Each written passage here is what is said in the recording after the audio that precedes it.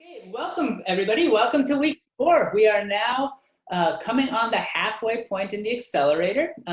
Today's session is on Digital Marketing 101, which is going to be the last dedicated marketing workshop that we have. After this, we're going to transition into the sales side of the Accelerator. And we're really thrilled to have Rachel Colin with us today as our featured speaker, who will guide us through a high-level overview of Digital Marketing 101. So here's where we are in the schedule overall. We're going to have next week is going to be selling using Facebook and Google Ads, and we're looking forward to having a team of speakers from Palo Alto Software to guide us through that. Here is the screenshot of Rachel. She's here, and we'll hand off the screen share in a second for her presentation, but we're really glad to have her with us. And here's a shot of the folks that we have coming up next week. So we're looking forward to hosting them as well. Today's session is going to follow the same format that we did last week, where we have decided to move the breakout sessions to after the lecture. And that was based on your all feedback that having that time at the end is more valuable than in the beginning. So please do continue to provide us feedback, because we do want to respond and make this as good a session as possible. And as a reminder, the main sessions and the lectures are recorded and then afterwards uploaded to the Oregon Rain YouTube site. This is not, we're not recording the breakout room sessions, so don't feel as if anything that happens is going to, you discussing those breakouts is going to be public. It's all very private. And then, yeah, we have begun to promote you. Ariel on our team is leading that and has started, I think, working through alphabetical order. So you're going to see shout outs through our social media pages. And we are going to default to including promoting all of you. So in the event you don't want to be included in that, please do email Ariel. Her email is there, ariel@oregonrain.org. And otherwise, we're really excited to be able to focus on featuring you and helping make that sales and help increase your marketing exposure through our own platforms. Big thanks to the sponsors that we have that have supported this program and created the ability for us to run the Accelerator. We're very grateful to them. And also thank you to all the mentors who have been providing such a valuable role in helping us to run the breakout sessions. It's been really wonderful to have them, and I'm sure as you all have found, to have a diversity of experiences on board with us is really an exciting opportunity. With that, I'm going to actually pass it off to Ann Whittington, who is a Lynn Benton SBDC advisor, to do some follow-up from last week's session that Caroline had run on market sizing and revenue projections, and offer some resources. So Ann, would you mind sharing with us a little bit? Good morning. Thank you for having me for a few minutes. If you'll go to my slides, Raj, that would be great. Thank you. I just wanted to let you know the type of research that the Small Business Development Center can offer you. First of all, we have IBIS World, which is a nationwide industry and market research. We can get that back to you within a couple of days. It's a very broad view of the industry that you're interested in. Then we also have SBDC Net, which is more specific to your area. We can drill down even to the address of your business.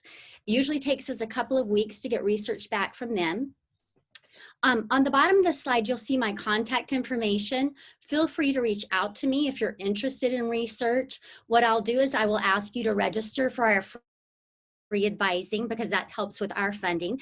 And then either myself or one of my colleagues, Stephen Fuller, will get a hold of you and make sure you get the research that you need. And I just wanted to give you a little bit more information on each one of them. So Raj, would you go to the next slide? This is an example of the IBIS reports. I chose bakery cafes because who doesn't love a good bakery? You can see the industry at a glance. You can see the key trends. And then down along the left side, you'll see everything else you will get in your report. You'll get things like industry outlook, the competitive landscape, also key stats, which are really important. I always ask my clients to study these stats. If you're going for funding, this is going to help you learn what industry stats are. Okay, will you go to the next slide, Raj? And then we also offer, as I said, the SBDC Net, and you can actually go to this site yourself and get a lot of free information. So feel free to go to that site, see what you can find, but also reach out to me if you want to get very specific about your business. There's a long list of things we can request from them. Things like a competitors list, and they'll give us up to 50 competitors in your area. There's customer profiles, financial ratios. We can even do ring studies of 1, 3, 5 miles out from your business. That is not offered with business to business, but we can get ring studies for the others of you that need it. And those include competitor mapping, annual customer expenditures.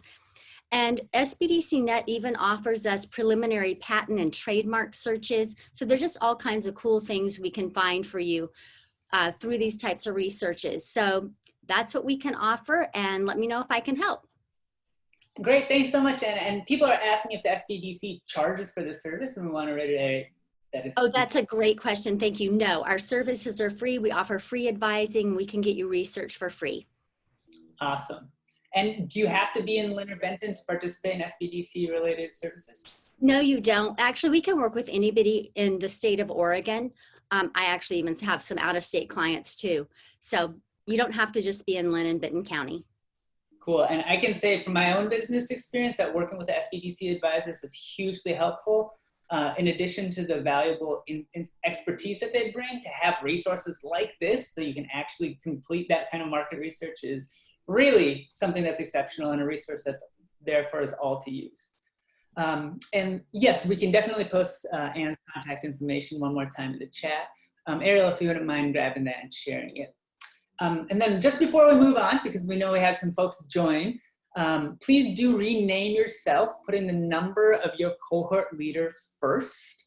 And those numbers are already there for us. So if you scroll in the participant list to our names of your cohort leader, you'll see number, Caroline and Corey 2. I actually don't have them off the top of my head right now. So yeah, Corey's dropping an example. I'm number 3. Ariel is 4. There it is. Stephanie's, Ariel's 1, Caroline's 2, I'm 3, Laura's 4, and Stephanie's 5. Okay, and that'll help us get you into the right breakout sessions in just a little bit. So with that though, let's transition into the heart of today's conversation. We're focusing on Digital Marketing 101, a good overview of everything you need to get up and running. And we're really thrilled again to have Rachel Colin with us today to lead us through this topic. Rachel is the founder and principal for Muse Marketing, which is a Eugene-based consultancy that specializes in digital marketing. Prior to Muse, Rachel was a marketing director for Mountain Rose Herbs and led marketing for the Eugene Symphony and the City of Eugene, as well as 6 years spent working remotely as a senior consultant at an arts consulting firm for where she helped over 100 art organizations across North America grow ticket sales and contributing revenues. She brings a wealth of experiences to this conversation, and I can share that as one of her current clients, it's been an invaluable experience to learn from her. So I'm very much looking forward to learning more with you today. So with that, let me pass the microphone and the screen sharing ability to Rachel. So I'm going to stop sharing. Thank you, Raj. Yeah. I'm going to start sharing, and this will take me 1 second. So apologies for the concentration face. Okay.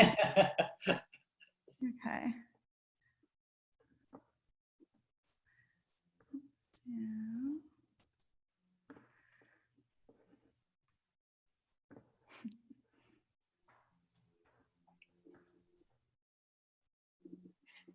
We're getting there. Perfect.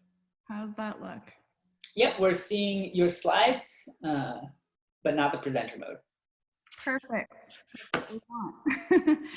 So, hi everybody. I am really excited to be here today. As Raj said, I'm Rachel, and I'm based in Eugene. I live here with my husband, who you can see on the right of the screen, and my 2 little rescue dogs. And I've been a marketing professional here for almost 20 years and have seen the transition solely from traditional channels, so like print ads and direct mail, to a pretty much fully digital world. And prior to starting my boutique firm, I was the marketing director for Mountain Rose, as Raj said. And for those of you who don't know about Mountain Rose Herbs, it's an e-commerce company that sells herbal products, and it's mostly B2C, but also has some B2B clients. And I'm really humbled to be here today to talk about a topic that I love, digital marketing. And these are general topics that can apply to you and your business, whether you're a for-profit or nonprofit, selling a product or a service, working in the B2B or B2C world. And I seriously could devote an entire workshop to any one of the topics that I'm going to touch on today, but I don't have time for that. So what you're going to get from me today is truly a digital 101 basics conversation, where I introduce a number of concepts. I'm hoping that they're not things that all of you know everything about. So my hope today, you know, I looked at your participant list and it's really diverse and exciting to see all the different kinds of businesses. And I checked out many of your websites or social media presences and see that there's a lot of variation in like where people are at in their digital marketing implementation. So I know some of you who've maybe done a lot. I hope that you still walk away from this presentation with at least one nugget of information, one resource that's new to you. And if that happens, then I've done my job today. And I will say also, if you're putting things in chat for the hosts, that would be great if you guys just shout out if there's something people want to know as I'm going through. Totally, I'm happy to do that. I will fail at looking at all the things. But yeah, again, I'm really excited to be here today and looking forward to sharing this information with all of you. So I will mention this again at the end. I think Ariel's going to put this in the chat. But I do have a free giveaway. So if you visit that URL, I will send you an SEO writing guide. We're not going to go into too much detail today about SEO writing, but this can definitely be helpful. And I've written it in such a way that it will make sense to anybody. It uses plain English, try to avoid all the jargon. So if you're interested in learning more about SEO, visit this URL. And again, it'll be up on the screen at the end of the presentation and is in the chat, I believe. So what is digital marketing? I think it kind of sounds fancy, but it's really pretty simple. It is marketing that occurs online. So, you know, you might say, what are examples of digital marketing, Rachel? Well, I'm going to tell you. So one of the first things that I think is really important is your website. Some businesses can get away with just a Facebook page or an Etsy shop, but if you want to implement a lot of the strategies that I'm going to talk about today, this is the place to begin. And website will cover SEO principles. A really important topic, so important that I've built your homework assignment around it today, is email marketing. And this is the next place that I recommend investing time and energy because it can be free to implement depending on the size of your list. And I will share resources for creating emails for free. It does take some of your time, but other than that, not a whole lot of expense, and it can generate really great revenue for your business. So I think if you're not currently doing email marketing, it's something that you'll want to start doing. And I'm going to give you some high-level recommendations about how to get started. And then I can't talk about digital marketing without touching on social media. This includes many different channels, although what you see here on the screen is Young Mountain Tea's Instagram account, which is one I'm very familiar with, and it features your venture catalyst, Raj, up there. There he is. So anyway, we will definitely talk about social media today, as well as content marketing, which is sometimes called inbound marketing. And this is where you create original information that you think will be valuable to your potential or current customers. And this can take a lot of different forms. It could be a blog or a podcast or an ebook or a white paper or video, technically social media, quizzes. There's really like, use your creativity here. It's really fun. If you're someone who enjoys being creative, this is a great place to put that energy. And it can really also help drive awareness and eventually revenue for your business. And then influencer marketing is something that continues to grow each year as in terms of the number of people who are influencers, as well as the amount of a budget that brands are spending on influencer marketing. What is an influencer? It can traditionally, I think people, at least not traditionally, currently, people think about Instagram as the place where a lot of influencers are, but it doesn't have to be Instagram. They can be bloggers, they can be vloggers on YouTube. They can be a brand that has its own sizable following that you might want to partner with to promote your products or services. There's also kind of a subset of influencer marketing, which is affiliate marketing. And you may have heard that term before, and we'll talk about the differences between those two in a little bit.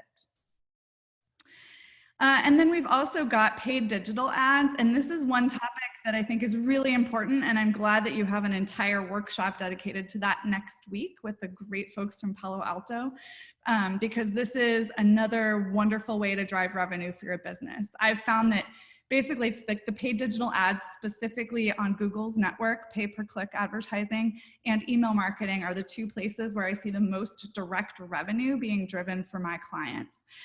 So these are really important channels for you to be aware of for sure. Paid digital ads can also include paying for advertising on social media, which can be like boosting a post, or you can run ads that don't show up on the feed. Either one could theoretically fall into this paid digital ads bucket. And there's a lot of social media channels that allow you to give them money in exchange for advertising to their followers or their users. So Facebook and Instagram are two of the main ones, but you can spend money on Pinterest or LinkedIn or Twitter or YouTube. And a lot of them, like YouTube, is really great because you only pay when someone clicks on the ad. So it can be pretty cost effective for you to get started in these digital paid channels. And let's see, we've got our first poll. So I think Corey leads that. Are you able to see it if I? Yep, the poll is up and running right now. Okay, great.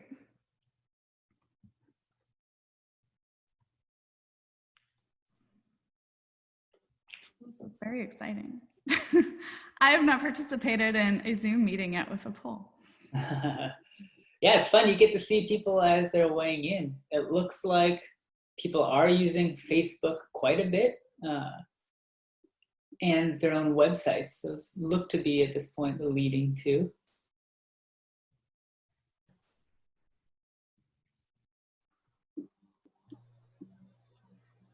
Let me give it a few more seconds for you guys to submit your answers.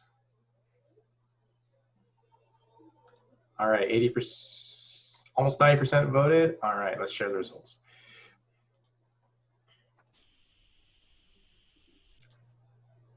Okay, so we've got Facebook, the clear winner, followed by websites. But many of you are aware of SEO tactics using Instagram, using LinkedIn.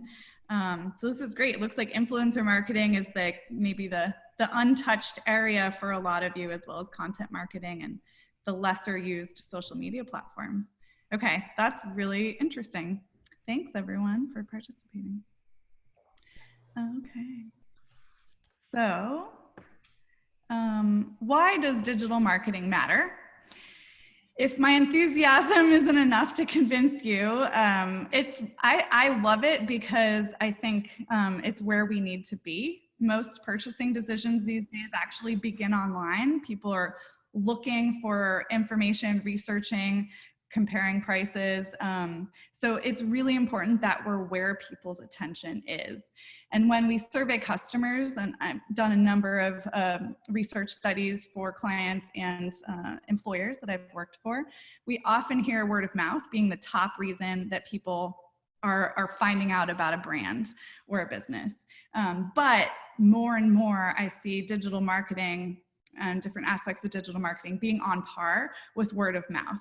So, you know, there's lots actually that we can do, and we won't talk about that today, to encourage word of mouth. But if we're doing digital marketing, it's really giving us an edge over those who are not. It's also really cost effective. You can spend $5,000, $10,000, even $20,000 on a single magazine ad. But if you spend that same amount, you can stretch it over the course of an entire year and do a whole lot on digital marketing. And I apologize to those of you in print media who are on the list because I know you need advertising dollars as well. I used to be a journalist, so anyway, I saw there's some newspapers in our group. But it is really hard often when I'm making a decision on behalf of a client or a company. how to spend more on a print ad when I can't track its results versus digital ad where I can get a lot of information and I can often enter for $5, $10, $20 versus an entry point that's a lot higher in traditional media. I thought these stats were really interesting. Most Americans are shopping for something in any given moment, and most of those people are going online to find that product or service. So again, I think digital marketing is incredibly important.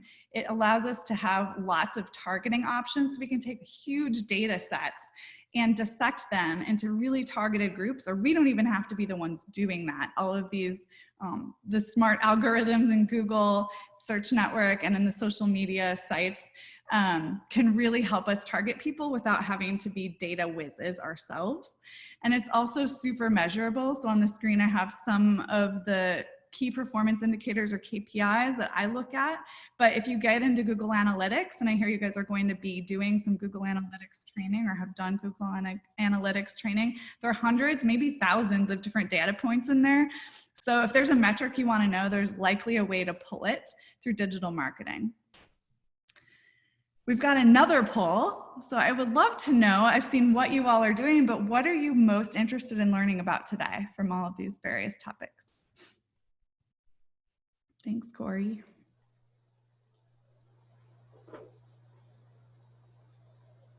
And while that's coming in, Rachel, we did have a question in the chat about, would cultivating local celebrities like bartenders count as influencer marketing? Absolutely. So there's a lot of influencers who are not digital influencers. If that bartender has a blog that's well read, or people are following them on Instagram, then potentially they could also be a digital influencer. But yeah, anybody who is influential can be an influencer. And if you're proactive and mindful about how you communicate with them and ways you ask them to partner with you, it can go a long ways.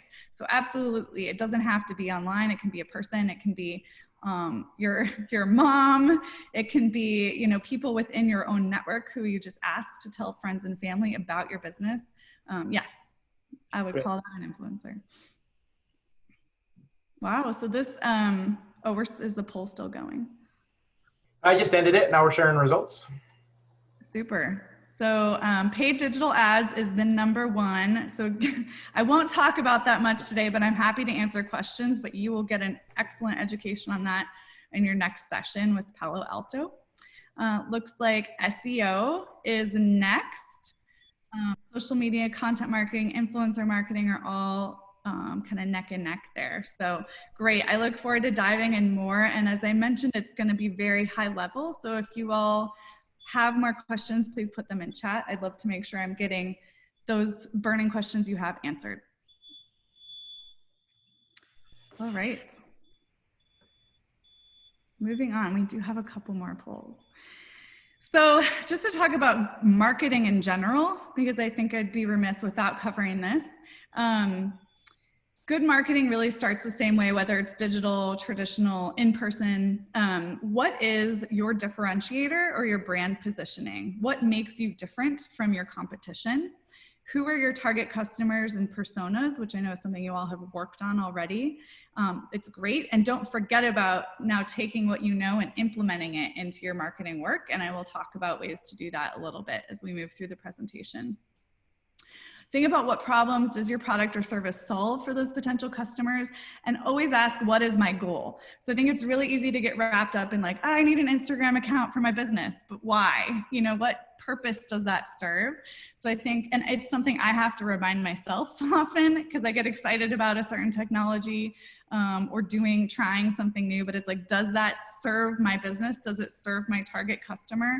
What is my goal? And you can ask that at a high level, like, am I going to implement a big one of these buckets? Like, am I going to do influencer marketing? But then you can also ask it at the very micro granular level, which is like, is this particular influencer going to help me reach my target customer? Or is it just someone I think is cool and I want to talk to them? So always ask, what is my goal? And then you may have had this introduced to you already, but I wanted to talk about this because I'll reference it throughout the presentation. A lot of people talk about marketing funnel, or you might hear it called the customer journey, a ladder. Whatever metaphor is used, the idea is the same, which is that there's various stages from the time a customer hears about us until they buy and ultimately become a raving fan down here in the advocacy realm. And in your marketing, you want to be mindful of this and ensure that you have communications at every step in the process. So do we have a way for people to find our business? What are we doing to attract potential new customers? Once they find us, what do we then do to give them the ability to consider purchasing from us, this consideration stage?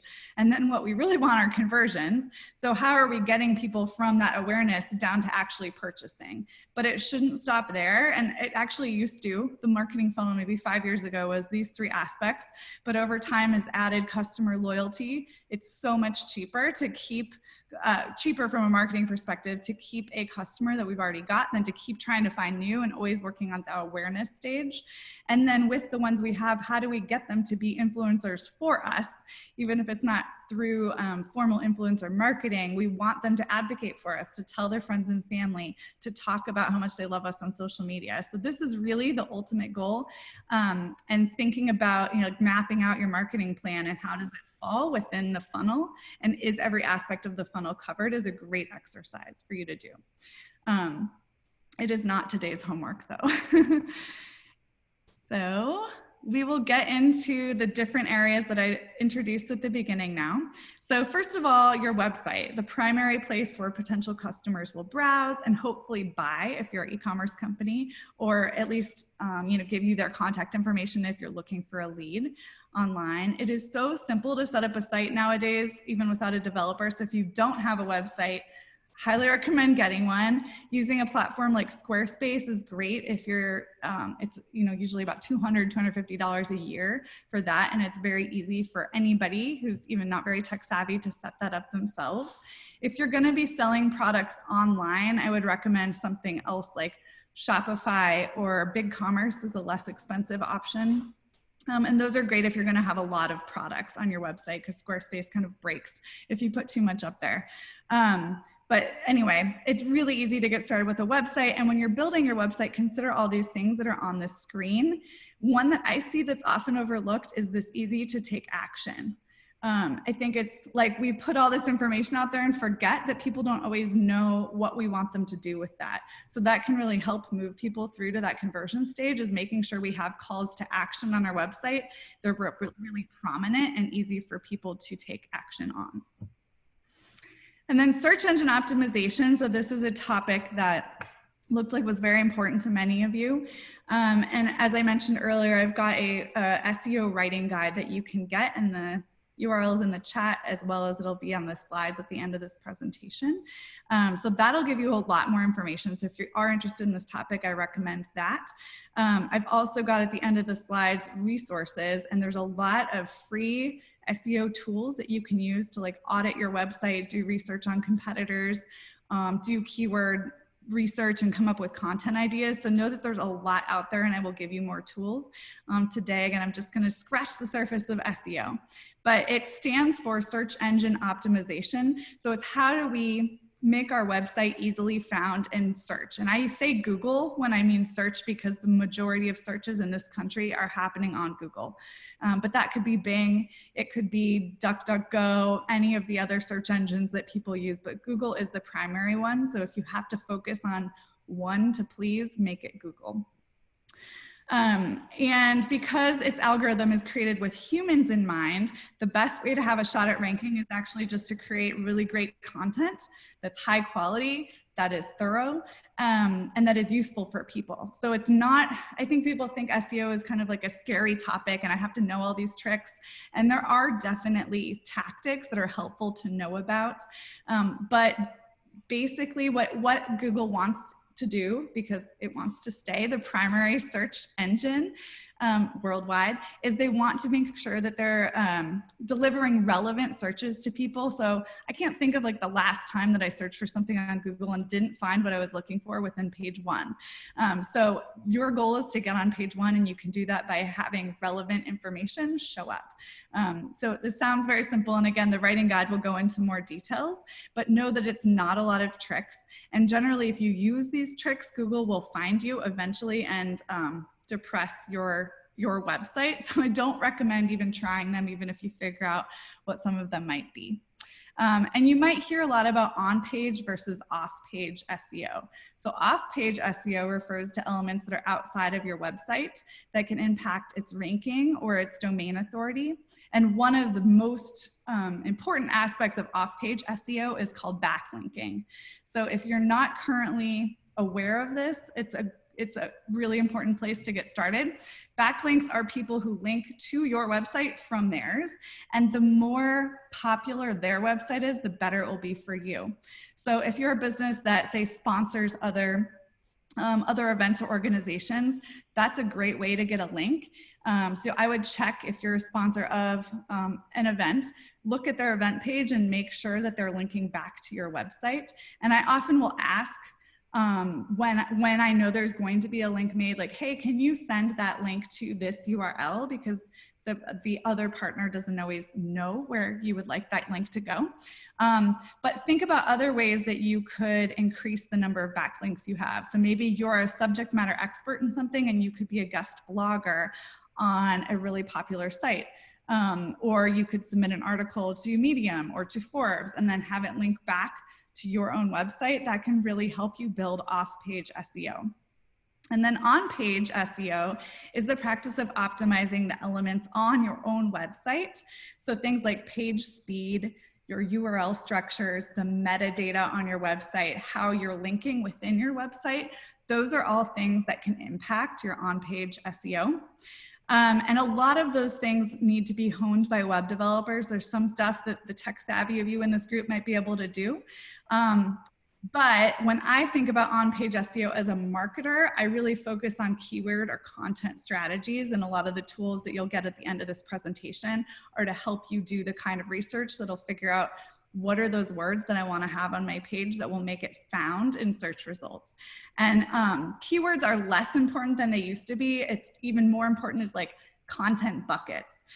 So I like to think about when I'm creating content, the spokes on a wheel. So like the hub of the wheel is your main piece of content. Say you're the owner of Young Mountain Tea and people really like drinking black tea. So I maybe have a really strong blog all about black tea, but then what are all the various things people might want to know about black tea? How do I brew the best black tea? How is black tea made?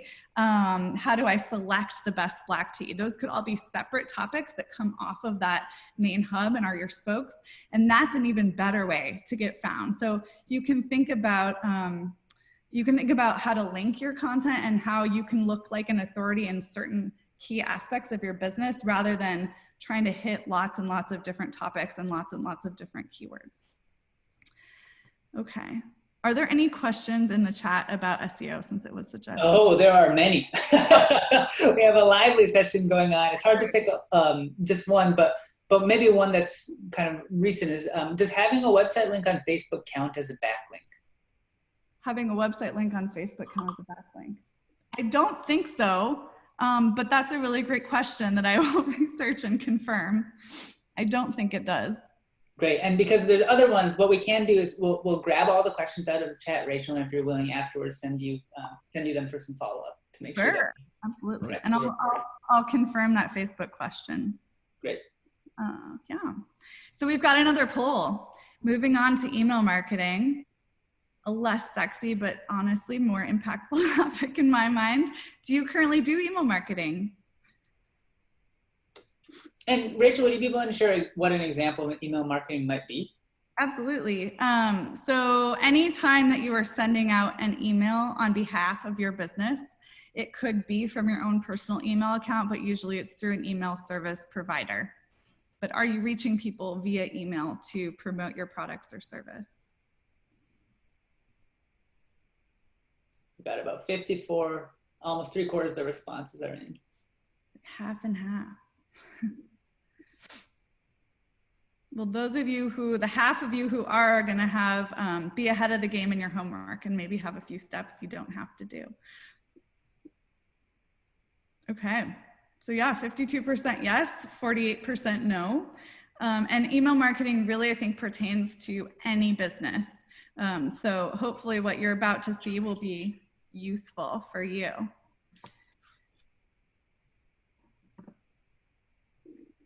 Is it? Okay, poll is closed.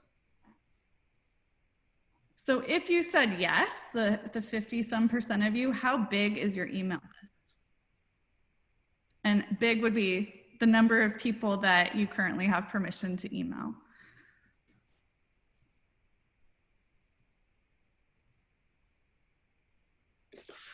And while that's coming in, Rachel, some of the comments in the chat are around, is email marketing still an effective way to reach people, or is it just kind of getting lost in the noise? And is there a way to do it that doesn't feel invasive to people's inboxes?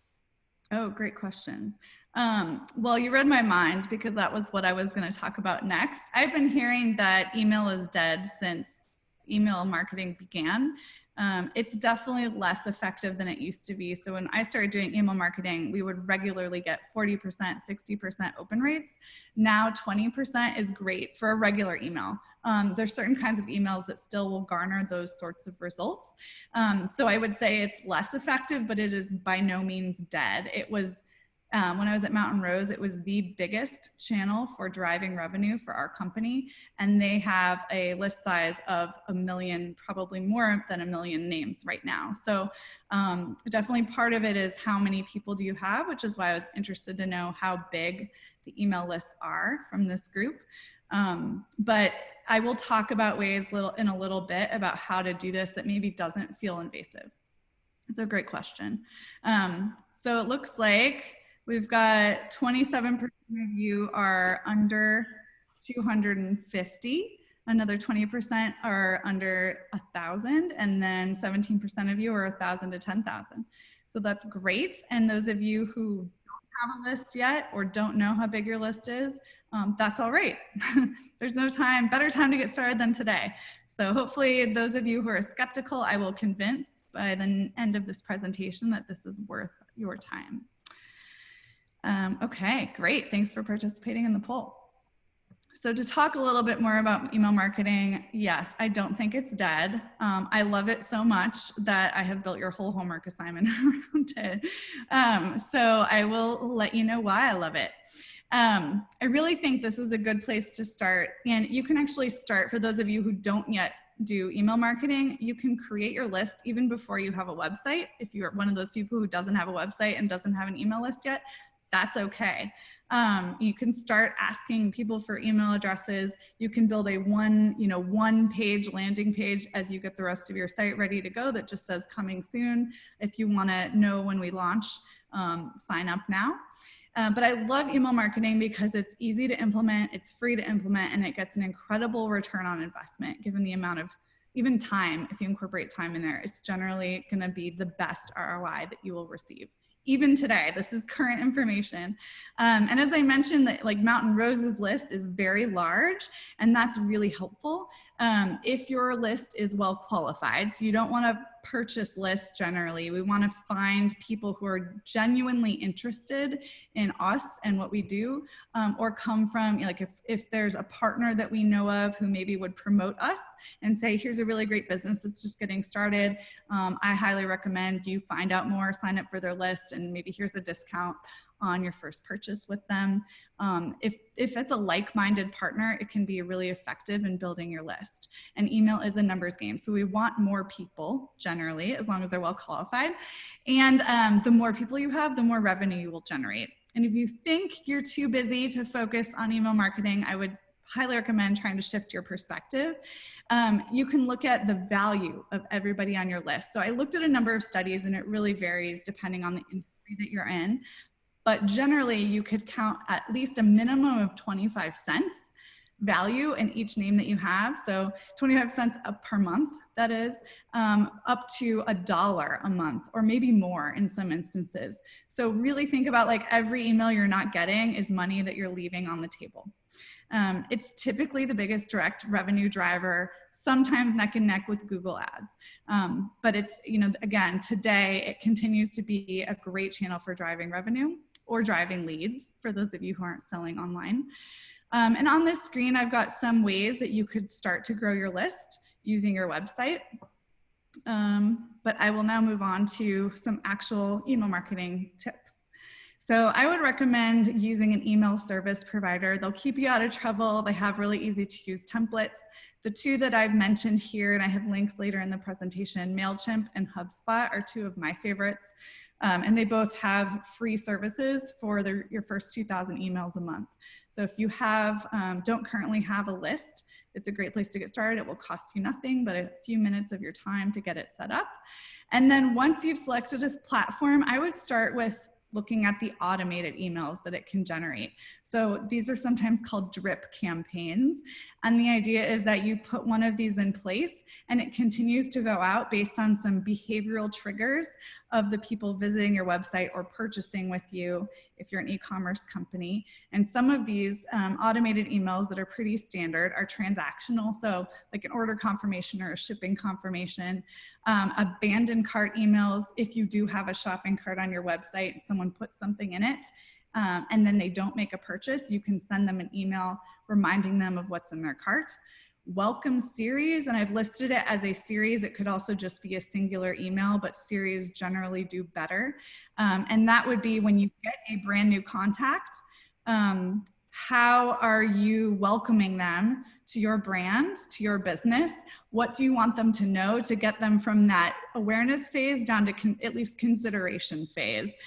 So if you have a blog, if you have some content, if there's frequently asked questions that people have or stumbling blocks that you regularly hear, objections that keep them from purchasing from you, going farther in the decision-making process, those are great things to address in the welcome series. And then milestone emails are things like birthdays, anniversaries. You've probably gotten those from a lot of retailers. Happy birthday, here's $5 off your next pair of shoes. So milestone emails can be great, and they don't have to be focused on just birthdays and anniversaries. They can also be, number of months or weeks or years someone's been a member, if you have a membership organization. They can be number of points in a loyalty program if you have one of those. So these are the first place that I would start, because once you set them up, they continue to run in the background and will continue to generate revenue for you. And then once you've established some of those drip campaigns or automated emails, then I would add on the newsletters. And it's kind of a misleading term, the word newsletter, because it's really not a letter, but it's a scheduled announcement. And good content for newsletters that I like to include would be like new product announcements, or inventory being low, like announcing that something's running out, event signups, company news, or blogs or other long form content that you've created that you want to push out. And then deals and discounts are always beloved on emails. And if you can do exclusive deals or discounts to your email subscribers occasionally, it can help them stay subscribed and have a reason to continue to pay attention. And then kind of to the point that someone was making in chat, that brands often worry about sending too many emails or annoying their customers. And I will say in my experience, it's not generally a frequency issue.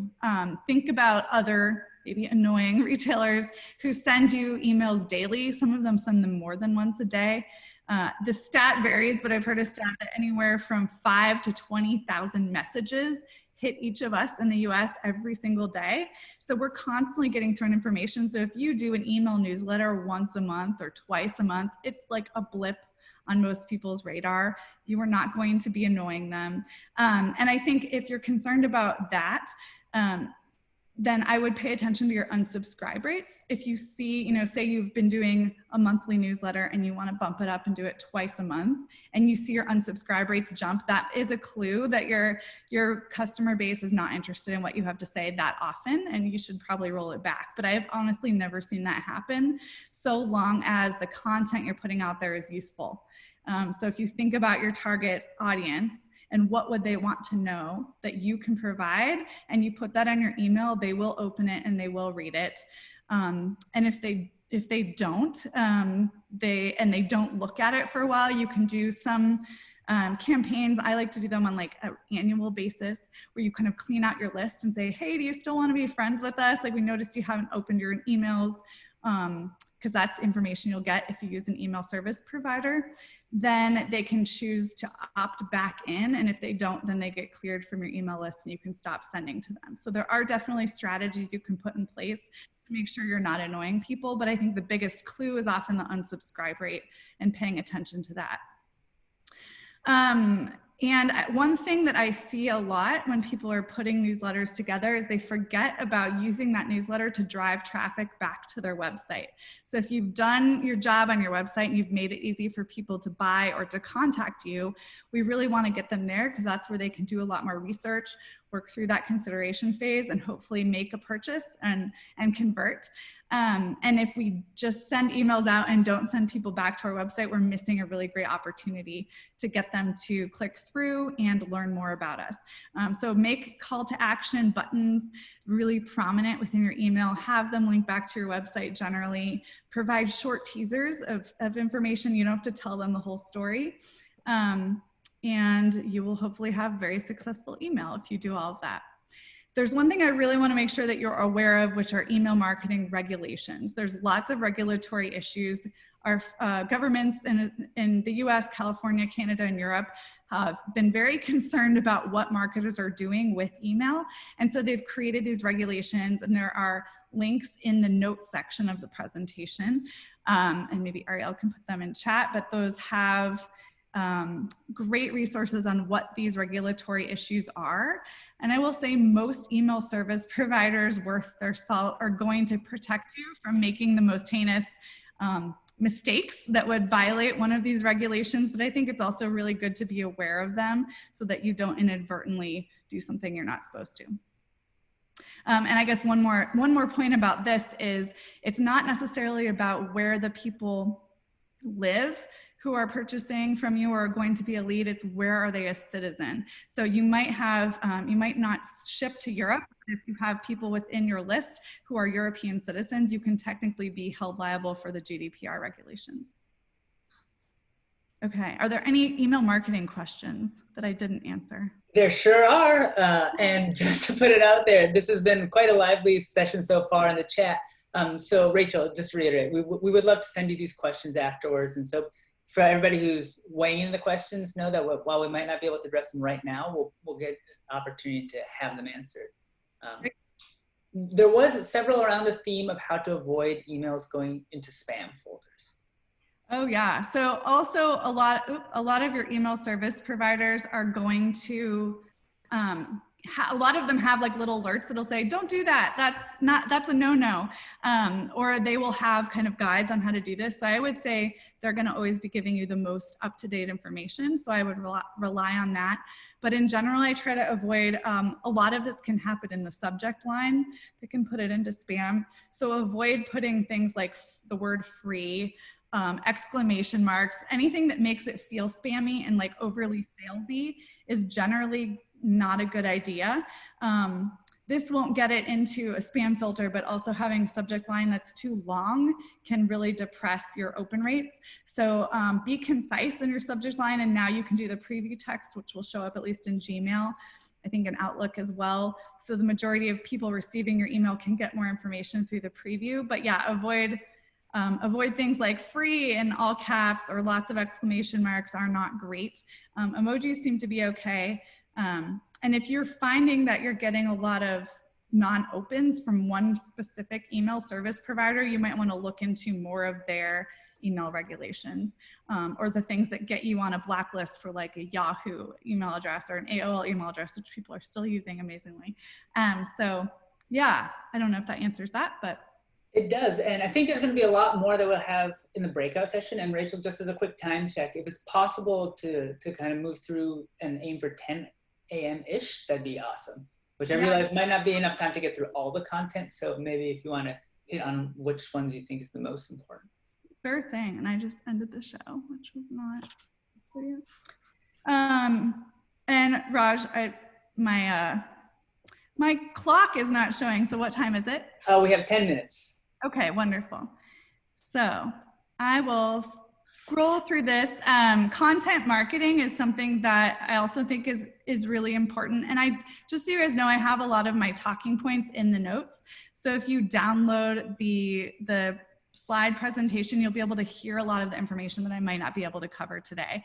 But I do want to make sure you know about content marketing. So outbound marketing is what used to just be called marketing. And it's like when you're creating interruptive marketing and pushing messages out at an audience, like TV, radio ads, telemarketing, banner ads on websites, billboards. Those are all considered outbound marketing. And they're still important parts of the marketing mix. And so it's not that we shouldn't do those, but over the years, people like Seth Godin, service providers like HubSpot have really tried to advocate for inbound marketing, which is a relatively new concept where you try to pull people in by creating interesting content. This can be through infographics or white papers or blogs, but it's like, what would your target customer want to know? Write about that, and hopefully they will find that information as they're searching for things on the internet, and that will lead them to your business. And then if you've done your work with all the other channels that we're talking about, you will then pull them in farther into that marketing funnel and hopefully convert them. So I've got links to Seth Godin's website and HubSpot, which both have great resources for learning more about this topic. And then you'll want to create as much content as you can, but don't set the bar so high that you can't be consistent. So I would think about what are a couple really important platforms for you to be on? Like, do you want to have a blog? Do you want to have a podcast? Do you want to have a YouTube channel? Are you going to be on social media? And start small, and you can add as you do well, because if you create if you create content inconsistently, or like create some and then abandon a channel, it's going to leave people dissatisfied and they're going to stop paying attention. So again, start small and add, and don't get too ambitious from the get-go. And then upcycling content is something I like to think about. And I've got an example here on the next slide of how Seth Godin, who's one of the people who really pioneered this idea of inbound marketing, here's what he does. So I like to look at like, what do great marketers do, and just follow them. So Seth wrote a book recently called This Is Marketing. That's like his chief piece of content. He then took pieces of that book and turned it into YouTube videos. So he's got everything you need to know about marketing. And then each chapter in the book is a podcast on his Akimbo podcast, where he kind of dives deep into one of the subjects. He also takes each chapter and makes it into a blog, and then promotes each blog on his social media. And he uses Facebook pretty much primarily. And then he's also got an email list where he's daily sending little snippets of information from the book. So all he had to do really was create one piece of content. Writing a book is a big deal. But then he was able to do a lot with it without having to start over. So I would think always about kind of begin with the end in mind, as Stephen Covey was saying, like, what do we want to talk about, and plan out all the ways that you can use that and how you can disseminate that information from the get-go. It'll make your content creation much more efficient. There's another master content creator I love named Gary Vaynerchuk, or he goes by Gary V. So if you check out his website, which is also in the notes, then you can get a lot of information about and see how he's doing this. And he also talks a lot about how he likes to upcycle content. So those are two great people to look at. And now we've got another poll talking about social media.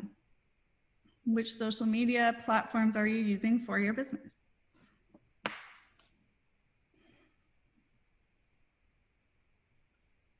And as you're doing that, I'm going to grab a time-telling device.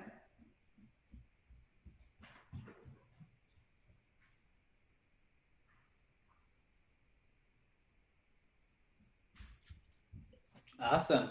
We'll share the results in a second, but it certainly looks like Facebook is the popular one. It is great. And I think that's a really great place to start. Yep, so Facebook followed by Instagram, followed by LinkedIn. So if we go to the next slide, as I talked about before, think about your goals. Like, why am I on Facebook? Why am I on Instagram? And make sure that that getting on this channel is going to serve one of your goals for your business. And I would recommend starting with 1 or 2 social media channels. And I have in here, it's called Social for a reason, because it's really about engaging with people, having a two-way conversation. And if you're not engaging, if you're just putting the content out and then kind of ignoring the people who are commenting, hopefully commenting on your content, it's not going to do as much for your business as if you engage with people. So I would say do more than just an emoji. Actually, if they write you something, they write a sentence, match their enthusiasm, write a sentence back, and actually having more of those comments can help your content be found and help it do better in social algorithms in general. I've put together this kind of guide of some of the top social media channels that I would recommend using for your business, and generally who is on each of these channels. So again, think about your target customer, where are they, and where are you most likely to reach them. I did put TikTok on here. It's mostly if you have customers that would be teenagers. It would be a good place to be, and I think it's probably not relevant for most businesses in this accelerator. However, I would say that what we've found is whenever you're like an early adopter on a platform, it will pay dividends for you later. So if TikTok ends up taking off with more than just teenagers, it could really help you to be there. But you've got to have the right kind of business, the right type of content that you would create to even consider it. So I definitely wouldn't start there. You guys can absorb this later, and I have an overachiever homework assignment for those of you who want to do more than just email marketing to get started on social media as well. If you don't currently have a Facebook Business Manager page, make sure you do. Don't set it up like you would for your own individual self. And even if you don't want to put a lot of content on Facebook, it is really great for online advertising. So you can't advertise on Facebook or Instagram unless you have this Facebook Business Manager page. It'll also help you be found in local search results on Google. And a lot of people do look to Facebook for business information. So I would just recommend being there, even if you're not going to make that one of your primary channels. And then be consistent with your posting schedule. And this is one tip, I've been so frustrated many times where I create content within the app, and then social media apps are like notorious for being really buggy, and then I lose all of my work. So I generally like to write outside of the platform and then copy and paste in. Just make sure that you QC everything when it's done and that it's actually worked. If you have partners that you're talking about in posts, make sure you're tagging them correctly, as their handles may change from channel to channel.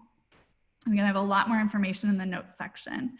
And I would definitely recommend considering boosting posts, because especially on Facebook, it's a pay-to-play platform now. And if you spend even $5, $10, $15, it can go a lot farther than if you try to do it all for free. They really suppress brands reaching out to people on those social media channels. And then don't forget about growing your audience. And here are some strategies for ways to do this. And we tested this with a number of my clients recently and found that of the accounts that we followed, 30% followed us back. So it does take quite a bit of time to engage with other accounts, but it is a really great way to grow your audience if you have the time to spare or have a teenager who can help you get through all that. And then our paid advertising, again, we'll talk about next week. And it sounds like it's something all of you are many of you are very interested in. But I'm gonna skip really quickly to influencer marketing, because that was something that you all were very interested in. So there's influencer marketing, which can be your bartender, a local bartender, it can be your mom, it can be a friend, but also it's traditionally referring to people who have a digital presence, bloggers, vloggers, social media personalities, or brands. And those relationships can take the place of product donations, cash payments, giving them exclusive discounts that they can give to their followers, giving them exposure if you have a good number of followers that they want to get in front of. So there's lots of ways that you can create relationships with people who are influential, some of which cost money, some of which will just take your time or maybe a product donation. And then there's affiliate programs, which are implemented usually via a third party. If you're on Shopify, there's lots of apps to choose from. And in general, these affiliates are brand ambassadors who are paid a commission, often based on sales, but it could also be structured for pay per click. And this is tracked through specific URLs that they are given within a certain time frame of activity. And I typically recommend starting with a 15% paid commission on a 30-day time frame. So if someone clicks through on their link within 30 days and takes an action on your website, whatever you determine the paid action to be, this person would receive some sort of commission. And as with email marketing, there's actually a lot of regulations involving how influencers and brands interact. So it's important to be aware of the FTC regulations around these, but the primary thing is just that they need to disclose that it's a paid endorsement, which they can do if it's on Instagram through something like just #ad being in their copy post. That will suffice. And I've got a bunch of stats on here, but in the interest of time, we'll just go through this really quickly, which is influencer marketing, I think, is really worth it, especially because of the second point, which is people believe other people more than they do brands. So if there's someone that they are following and paying attention to, and that person recommends your product or service, it means a whole lot more than if you say you're great. This is something that it is a way to kind of have word of mouth. And in the digital space. And then the rest of these slides, which I think will be more useful for you on your own time, are resources that I love. So here are some books that I recommend, not necessarily about digital marketing. This one talks a lot about email marketing. If you haven't read it, it's great. It's a little dated, some of the concepts, but the general idea is wonderful. A number of free trainings, and it sounds like you're already accessing the Google Analytics Academy. And then here are my recommended email service providers and SEO research tools. A lot of these have paid versions, but there are stuff you can access for free. So you can go in there, audit your website and see kind of where you're doing things well, and it will give you recommendations for things to improve. And then there's lots of ways that you can create content if you don't have a designer, using like Canva. These are both stock photo options. And now the homework, I think. Sorry, I go a little bit over. Phenomenal. Thank you, Rachel. And yeah, there's a lot of content here that was so good that I'm sure many people are going to be interested in hearing again. So just remember that after these workshops, we do upload the recording so you can rewatch all of this. I think in the interest of time, we'll touch on the homework at the end, but we'll be sending it out the same way and covering in the breakout sessions questions. So why don't we just switch over to the breakouts now, if Corey can push us in, and then we can dive deeper into the questions. But thank you so much, Rachel, for all of that. And yeah, looking forward to digging into more soon. All right, and we are back. I hope you all had as good breakout sessions as we did in ours. There's a lot to digest, and I think there's going to be a lot more follow-up. So please do remember to use Slack for future questions. And again, we'll be sending the questions that we had coming through the chat to Rachel after. I'm going to share my screen to just bring us through a couple more slides. And then we actually have a little bit from one of our mentors, Trisha.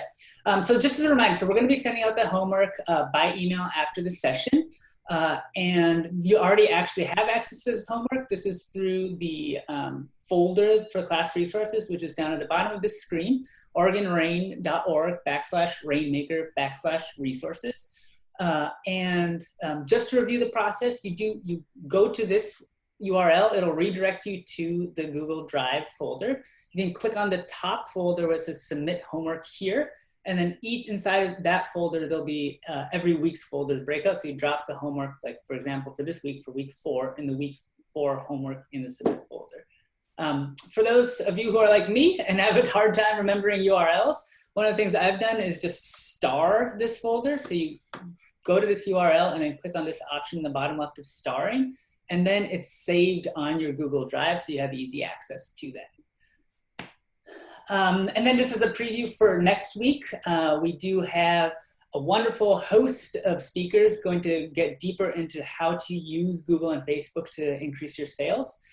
So we're really excited for that. They had sent some pre-homework for all of you to complete, so that'll be in the homework assignment that you'll get. But that is to look at how to just get the basics of Google Analytics. So that'll be great if you can do that so that you've got a little bit of the foundation for the conversation that they'll build off of. And this is the link, which again will be in the homework. A reminder of our office hours for the week are here. Please remember that you're encouraged to explore different office hours by attending not just your cohort leaders, but others. And if you don't have the links in your Google Calendar, inside of the class resources folder, there's a link, there's a PDF which has the links to all of the office hours there as well. Okay, so then Tricia, if you wouldn't mind coming off mute and just explaining what you were mentioning about the importance of email, that'd be great as a way to wrap us all up on the importance of this topic.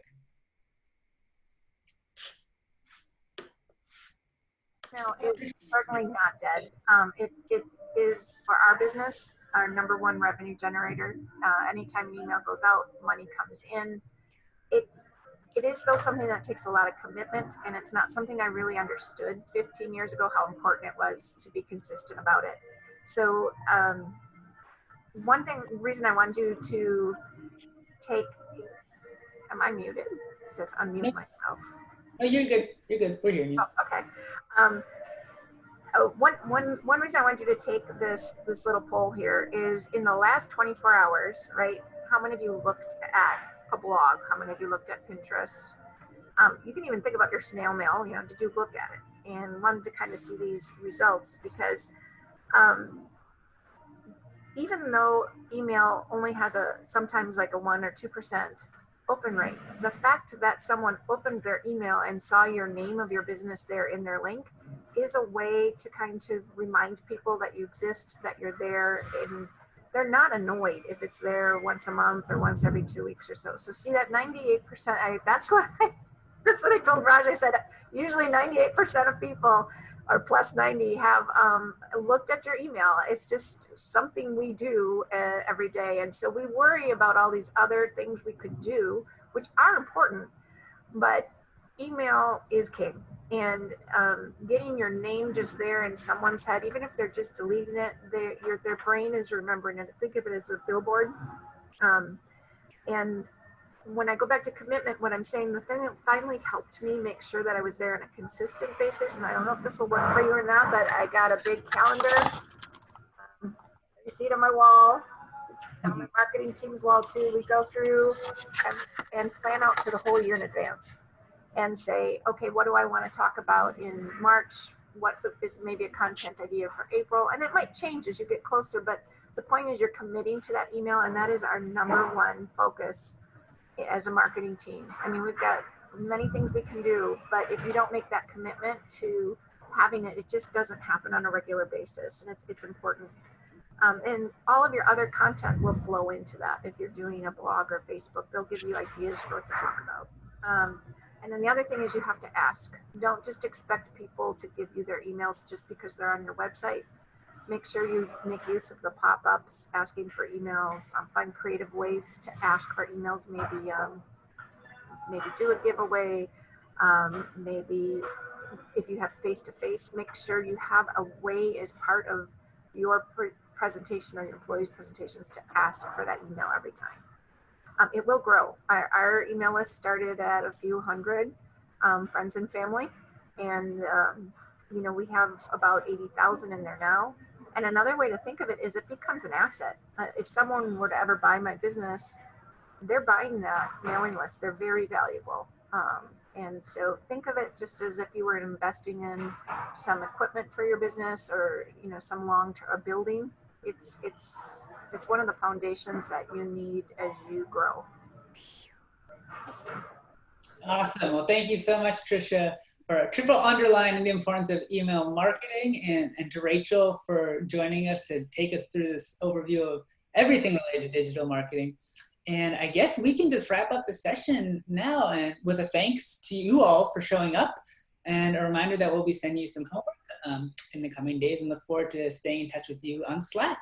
Raj, could you mention that we have the availability of people to Zoom with us if they need help with uploading, downloading homework? Yes, thank you for that. Do you want to speak to that, Stephanie? Sure. So some of people in my cohort have mentioned that it's been challenging for them to be able to upload and download homework, and they're just having some technical glitches. Anna on our team is willing to either record a Zoom and share it with you, or a video to walk you through it. But we can also have you join us for a Zoom where we can walk you through it. I will be there, Anna will be there. Just make sure that you reach out to me, Stephanie, at OregonRain.org, or Raj at OregonRain.org, or at OregonRain.org, and we will connect you with an hour or whatever it takes to get you to be able to get the technical difficulties out of the homework. Yeah, thank you so much, Stephanie. And then one other thing we're going to start doing is always sending out the homeworks as both a PDF and a Word doc, so you can edit it directly. So thanks for that feedback from people who had requested that. Great. Well, we'll stop talking about the homework and let you start doing it. Thanks, everybody, for coming. We'll stick around for a couple more minutes if anybody wants to do any follow-up at the end. Otherwise, we'll look forward to seeing you next Wednesday.